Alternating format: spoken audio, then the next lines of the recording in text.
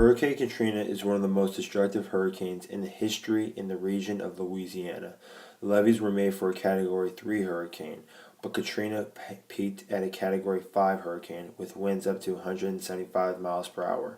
The death toll was at 1,836 people. Louisiana alone had 1,577 people, and Mississippi 238 people. More than half of these victims were senior citizens.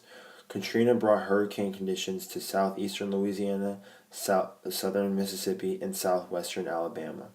Louisiana was hit by 49 of the 273 hurricanes that made landfall on the American Atlantic coast between 1851 and 2004. On average, one major storm crosses within 100 nautical miles of New Orleans every decade.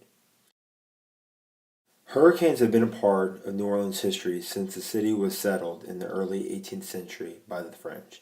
Average elevation of 1.8 meters, which means New Orleans is below sea level. New Orleans being so shallow means it's vulnerable to massive flooding because there is nowhere for flood waters to go.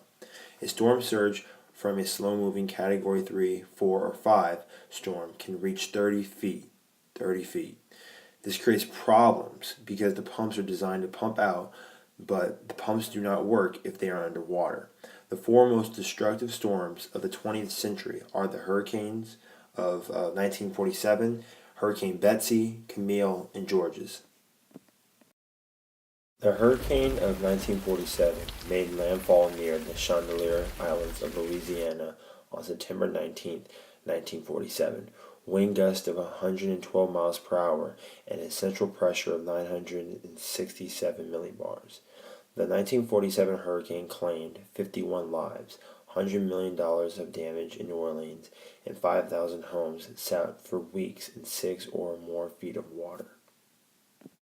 Hurricane Betsy made landfall on September 10, 1965 at Grand Isle, Louisiana.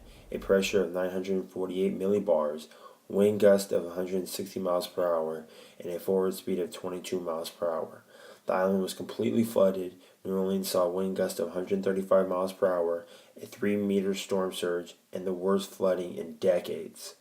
81 people died, and damage in southeast Louisiana totaled to $1.4 billion.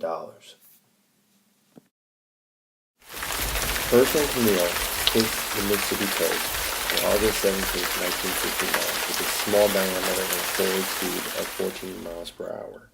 The pressure was at 901 millibars, and the winds were estimated at 175 miles per hour. Data later claimed that the wind speeds were up to 201 miles per hour. The storm caused terrible flooding and landslides, particularly in the Appalachians, as it curved through Tennessee, Kentucky, and the Virginias.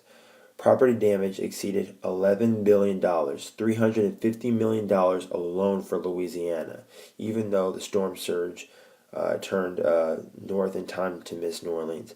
There was an estimated death of 335 people, and that is actually quite low given Camille's severity. The greatest lesson of Camille is that even extremely violent storms do not need to result in catastrophic loss of life. Last but not least, we have Hurricane Georges. Hurricane Georges inflicted extensive damage on numerous Caribbean islands before making landfall near Biloxi, Mississippi on September 28, 1998, with a maximum sustained surface wind of 104 miles per hour and a central pressure of 964 millibars.